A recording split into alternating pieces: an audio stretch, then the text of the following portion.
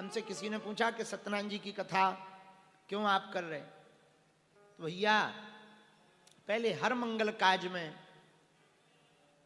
पूर्णमासी को, अमावस्या को, देखो पूर्णिमा और अमावस्या ऐसी दो तिथियां हैं अपनी जिनका महत्व बड़ा अद्भुत है, समझ लो तो।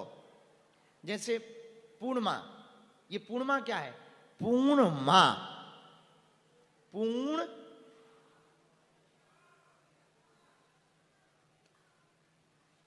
उस दिन जो भी करो सब, समझ गए ना? पूर्णिमा को जो भी करो सब पूर्ण है। और यदि तुम देवी के साधक हो ना तो अमावस्या को करो। अमावस्या का अर्थ यही, ऐसे शब्दों में ही समझे तो अमावस्या का अर्थ क्या? अमावस्या, अमावस्या, यही अमावस्या। श्री जी की कृपा पाना चाहते हो, भगवती की, भद्रकाली की, 10 महाविद्या की, त्रिपुर सुंदरी की, 52 शक्ति पीठों की या योगिनी की भी कृपा पाना चाहते मां स्वरूप में, अमावस्या को करो। अमावस्या, यही अमावस्या। आमा, तो साधकों के लिए अमावस्या बहुत महत्वपूर्ण होती है, साधना क्षेत्र में बड़ी महत्वपूर्ण। तो हमारे एक गुरुजी थे, बहुत अच्छे साधक थे वो, हम उनसे पूछते थे कि आप अमावस्या को ही उपाय क्यों बताते? बोले वो बड़ा अद्भुत दिन है। उनका क्यों? बोले अमावस्या, देवी साधक थे, अमावस्या, तो उसी दिन वो उपाय बताते। तो ये दो तिथियां ना हैं, सब तिथियां महत्वपूर्ण, पर ये दो, तो पहले पूर्णमासी को, अमावस्या को ना क्या हुआ करता था, सत्यनारायण जी की कथा हो रही, पंजीरी को प्रसाद, आहा बड़ो आनंद आऊ। तो 5 अध्याय सत्यनारायण समझ में आवे न आवे, वृंदावन बिहारी लाल की जय जरूर समझ में आओ। आओ, बोले कितनी बार बोल गई? बोले 3 बार बोल गई, 2 बार बची। आओ, और जय भाई, और जय आनंद देव पंजीरी चरणामृता। बोले क्या होगा? बोले सत्यनारायण की कथा हो गई है, आनंद आ गया। अब तो भैया शादी के चक्कर में भर हो जात सत्यनारायण और सुनाई नहीं देता। शादी के बाद जरूर गावन में अब चल रही, वो भी अब बंद हो गई, वो भी अब लगभग बंद हो गई। अब रिसेप्शन ने जगह ले ली बा। अब गांव में अभी भी वो शादी के बाद वो परंपरा है, पर अमावस्या भैया सबसे सरल उपाय सत्यनारायण भगवान जी का है, सबसे सर्वोत्तम उपाय सत्यनारायण जी का है। उससे 2 बातें हैं। एक बात तो ये, सत्यनारायण सत्यदेव की पूजा है, नारायण ही सत्य हैं और सत्य ही नारायण है, यही सत्यनारायण है। भागवत जी में देवता जब स्तुति कर रहे हैं तो सत्य सत्य कहकर के ही भगवान की स्तुति कर रहे हैं। सत्यव्रतम सत्य परम त्रिसत्यम सत्यस्य योनिम निहितम च सत्ये। भगवान की सत्य सत्य कहकर के स्तुति कर रहे हैं। भगवान ही सत्य हैं, सत्य ही नारायण हैं और नारायण ही सत्य है। सत्यम परम धीमहि, सत्य ही ईश्वर है। तो सत्यनारायण जी ना भैया कोई साधारण मत मानना, बहुत अभूतपूर्व हैं, साक्षात श्री ठाकुर जी हैं, श्री हरि हैं नारायण। और ये सत्यनारायण भगवान के प्रति जो श्रद्धा रखते ना, हम इतना कह सकते कई लाखों लोग ऐसे हैं आज के, पहले जब दरबार इतने ना चलो करते ना, बहुत ज्यादा सिद्ध ना होते, अब तो आजकल इतनी सिद्धियां भगवान बांट रहा है कि भगवान ही बचाए। और जहां देखो तहां दरबार लग रहा। इसका मतलब ये नहीं कि हमारे अंदर जलन है, आप ऐसा मत मन में रखना, हमारे अंदर 1% भी ऐसी कुभाव नहीं है मन में।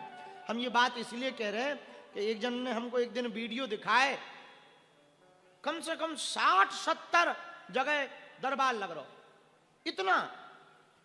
तो बोले महाराज ये क्या है?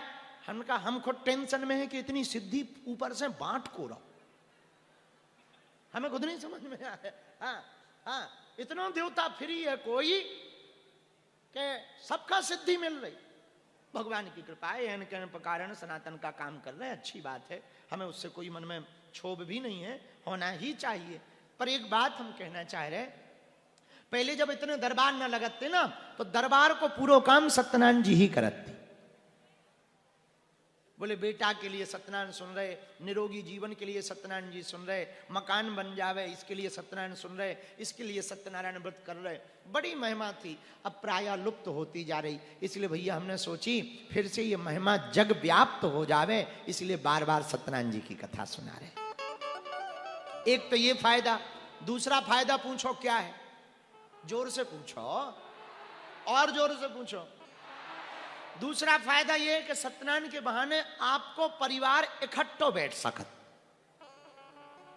वैसे तो बिजी हो गए, और बिजी से ज्यादा खतरनाक हो गो आगे को लगो मूवी आए। घर पे पति पत्नी एक ही कक्ष में बैठे हैं और व्हाट्सएप पे बात हो रही है। हाँ, बगल में बेटा दूसरे रूम में है और बाप व्हाट्सएप पे मैसेज कर रहे हो कि बेटा पढ़ ले। उधर से बेटा रिप्लाई कर रहा, पापा पढ़ रहा हूं। इधर से बेटा के लिए फिर बाप भेज रहा, झूठ मत बोल। उधर से बेटा बोला, ना ना पापा सच्ची बोल रहा हूं कसम से। इधर से बाप ने एक मुक्का बना के भेज दिया, झूठ बोल रहा। उधर से लड़का ने रोने वाला टमाटर भेज दिया। अब बताओ, डिजिटल पिटाई भी हो गई, डिजिटल रुलाई भी हो गई, और चल रहा है जय बजरंग बली की। सबसे ज्यादा खतरनाक भैया सत्यनारायण की कथा में ना एक ये तो बड़ो अच्छा फायदा है कि बड़े आराम से पूरा परिवार बैठ जाए। तीसरा फायदा पूछो क्या है? कम खर्चा फुल चर्चा। हाँ, भजन का भजन, भगवान का दर्शन, मंत्रोच्चारण भी, और सत्यनारायण जी की कथा, और कम खर्चा। चौथा फायदा पूछो क्या है? जोर से पूछो। आपके घर पे भगवान के नाम से हवन हो जाए, और हवन से वातावरण भी शुद्ध होता है, अलाय बलाय भी भक्ति है, भूत प्रीत भी नहीं रहे। पहले सत्यनारायण होती रहती थी, हवन होता रहता था, शंख बजता रहता था, तो भूत कमाते थे। आजकल जो देखो जिंदा भी भूत घुस रहे और मरे भी घुस रहे। हाँ, तो सत्यनारायण जी की कथा होगी तो ये भी फायदा होगा। ये चार फायदे। और पांचवा फायदा पूछो क्या है? जोर से पूछो।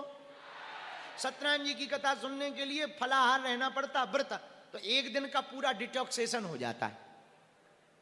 हाँ, बढ़िया, एक दिन कुछ नहीं खाना पीना, केवल वो बात अलग है कि आप लोग खा पी के बैठे हो। नहीं, सब नहीं, कुछ लोगों की बात कर रहे हैं। आप सब लोग नहीं, खा पी के कोई बुराई नहीं है, पी खा के नहीं बैठना चाहिए।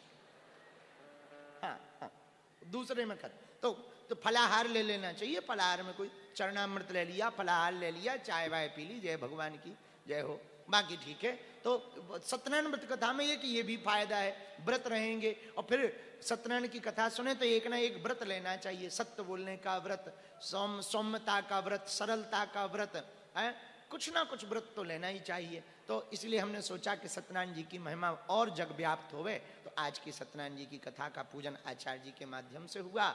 आओ, अब हम 5 अध्याय आपको सुनाए दे रहे हैं, जो सब बार बार आप सबने सुनी हुई है, पर उमें मन में ऐसा ना रखियो कि हमने सुन रखी, फिर भी सुनियो। एक दिमाग में बड़े हमने तो ये सुन लिया, वही बार बार क्या। तुम बार बार काहे को खाते हो? आज भी खा रहे, कल भी खाओगे, परसों क्यों खाओगे? जैसे बार बार खाने से, बार बार भोजन करने से जैसे तन पुष्ट होता ना, बार बार भजन करने से आत्मा तंदुरुस्त होती। तन को पुष्ट रखने के लिए, शरीर को पुष्ट रखने के लिए भोजन जरूरी है, आत्मा को पुष्ट रखने के लिए भजन जरूरी है। बालाजी महाराज के कृपा पात्र बागेश्वर धाम पीठाधीश्वर परम पूज्य धीरेन्द्र कृष्ण शास्त्री जी महाराज का पावन संकल्प। मध्य प्रदेश में छतरपुर के ग्राम गढ़ा में बनेगा विश्व स्तरीय कैंसर अस्पताल एवं रिसर्च सेंटर, जिसकी आधारशिला देश के यशस्वी प्रधानमंत्री नरेंद्र मोदी जी के कर कमलों से रखी जा चुकी है। 200 करोड़ रुपए की लागत वाले 100 बेड के इस अस्पताल में गरीबों का होगा मुफ्त इलाज। ये बहुत बड़ा अवसर है, बहुत बड़ा काम है। संकल्प बड़ा हो, संतों के आशीर्वाद हो, प्रभु की कृपा हो, तो समय सीमा में सब पूर्ण होता है। हमारे प्रियजनों, बागेश्वर धाम पूरे भारत के लोगों, अभी तक अस्पतालों में मंदिर थे, अब मंदिर में अस्पताल होगा। कैंसर हॉस्पिटल निर्माण हेतु सहयोग देकर पुण्य के भागी बने